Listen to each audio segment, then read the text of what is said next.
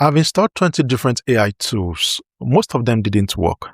This is what actually happened when I stopped playing with AI and started taking it seriously as a Christian. In the first video in this series, I talked about how technology has been part of the story of God's people from the foundation of the world, even till now. In the second video, I told you about how a question from a friend asked me about AI and how that led me down a rabbit hole. What I did not tell you in either of them is what happened after I decided to take AI seriously.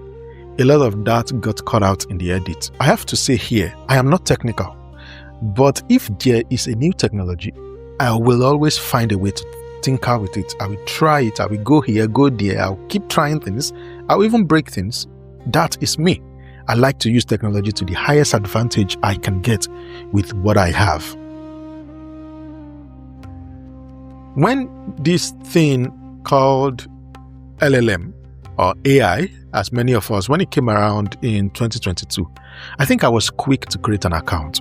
It was only in the US at first. The moment it became available in the UK, I was in. And from that point, I had one fixed position. I need my information to stay private. I am not willing to hand my data to AI companies. Let me give you the actual history because this is not paranoia. In 2012, a group of researchers won a competition called ImageNet. The task was to look at an image and describe what was in it, something computers simply could not do at the time. The training set was 40 million labeled images. Most of them were taken from social media. That is the foundation modern image recognition was built on. Your photos, my photos, nobody asked for our permission, they just went ahead and used them anyway because it was available on social media. Then in 2020, OpenAI published a paper called the Neural Scaling Laws. Now, for the previous 20 years, machine learning had a discipline in it called overfitting.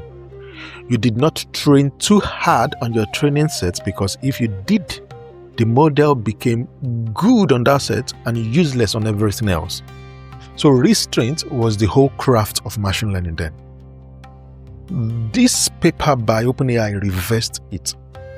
It said train on everything and it will do everything. And as long as the set keeps getting bigger, at some point, it will be perfect. That paper was the permission other technology needed. Everything you are watching going on right now was built on top of that. And so by autumn of 2022, OpenAI needed human beings to rank the model's answer so they could tune it. They had been paying people to do that, people who work in Indonesia, in the Philippines, and in some parts of Africa, where labor was cheap, and they sort of ran out of money. So somebody had an idea. Instead of paying people to rank the answers, why don't we put a public interface on it and let everybody in the world experiment with it for free and use what they type to train the model? That is what became ChatGPT. It was not built as a product. It was built as a way to get the public to do the model training for free.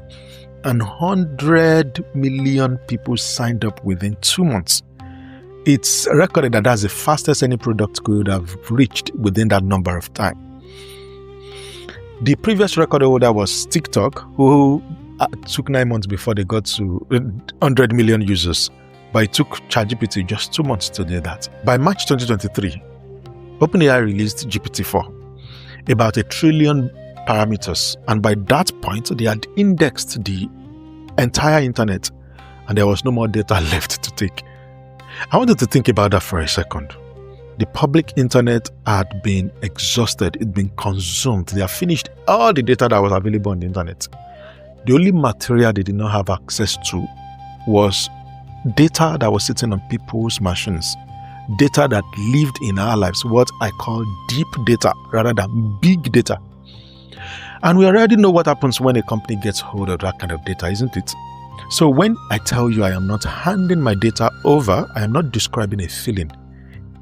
I have very interesting life experiences. I know you do too. We have very unique stories. I'm not going to hand those over to another data miner to train a model on. And just to add, recently, Anthropic bought all the available books they could lay their hands on, that is books that existed before 2022, because they want to use it to train their models. And I want to be clear here because this is where people think, they are wrong or they are wrong. I use these AI tools every day. I use it at my job. I use it in my business. I use them literally for a lot of things. The question is not whether I use them or I don't, is what do I feed them? So I started trying to make my AI local.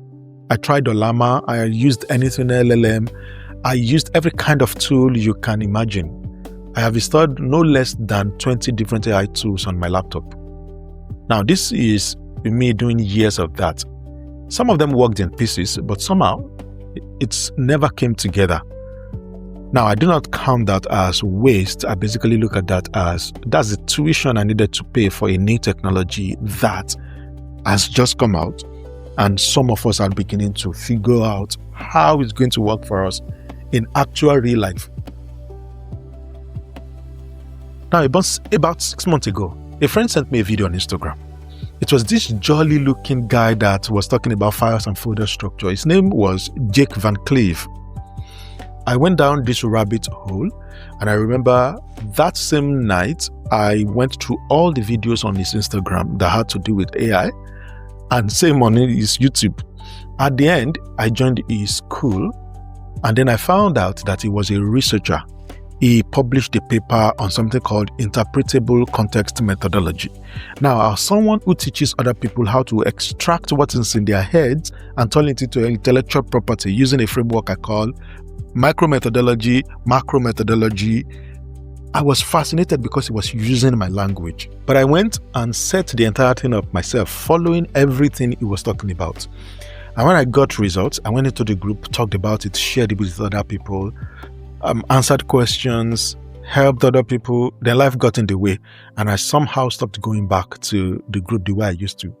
Now, one more thing about Jake that I found fascinating. He would make whiteboard videos, and I would notice in the whiteboard videos, he would have a Bible verse somewhere sitting on this board. He wouldn't even talk about it.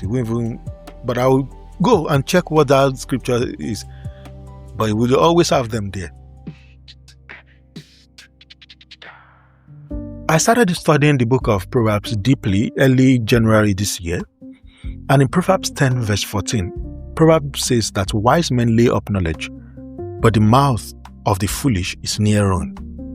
The idea of laying up in the culture that wrote that is to hide something you treasure, to reserve it somewhere for later use. Now think about what storing knowledge actually means in the 10th to 6th century BC, because of course at that time they had no databases. Of course, databases like we call it today. The first store was trained memory. In an oral culture, a wise man memorized the sayings of the wise so that they were ready to retell them the moment they were needed. The second storage they were practicing to store knowledge was in the scribal schools. They wrote things down on papyrus and ostraka, broken pieces of potteries. And scribes did not just capture this knowledge, they curated them. They laid knowledge up by categorizing them into collections. That's how the book of Proverbs is written. That's how we got to have the book of Proverbs. Now, the third type of storage they were doing then is what I will probably call family archive. Wisdom then was treated as inherited capital. A father would store knowledge in his children by repeating and teaching them and using oral to actually tell the child the intellectual property of that family. That's how the family kept their intellectual property. That's partly what Proverbs means when it says that the house of the righteous stands firm. And then the second half of that verse, it says the mouth of the fool is near ruin. Everything he knows leaks straight out of him. In ancient negotiation, if you reviewed your strategy too early, you lost your leverage. So from all of these different types of storage, what I'm realizing is that files and folder structure is not a productivity trick. It's the oldest thing that has been in existence for a long time. That's how people stored knowledge back then. And my reason for keeping mine local is the same reason the family archive stayed in the family. When you hear AI agents, a lot of what is being sold to you is a myth. the same way religion can sometimes be sold to people as a myth.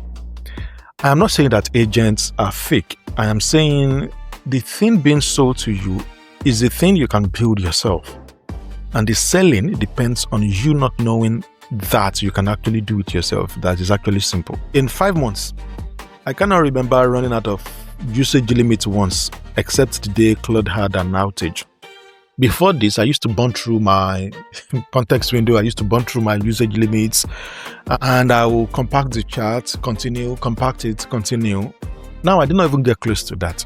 It's the same subscription that I've been using. It's the same model, it's same, but it's a different architecture underneath it altogether. Decide the data question first. What are you not willing to hand over to AI companies? That one decision shapes everything downstream. Number 2, create structure before you actually look for tools. Folder and files first. The AI then sits on top of them as an operating layer. And in the next video, I'll talk more about this. But 3, create one entry point that routes the AI. This is a single file that tells AI where to find what is relevant and where you should go. It's not a file that explains everything. Some people call that CLAUDE.md or sometimes agent.md, whatever it is you call it. But you want to create one single file that tells AI what to look for, where to go. And the last thing, figure out a way to build it yourself before you buy another person's version of this. In the last 6 months thereabouts, I have not needed a better prompt. I needed somewhere to put what I already know and organize my knowledge. Maybe in subsequent videos, I'll talk about how I also broke that and how I messed everything up myself. Because again, this is a new technology to all of us. We are all learning. Now, if you've enjoyed this video so far, I would appreciate if you like and you subscribe. And if you'd like to understand how Christians should respond to AI, here are more videos for you to watch here. God bless you. I'll see you in the next video.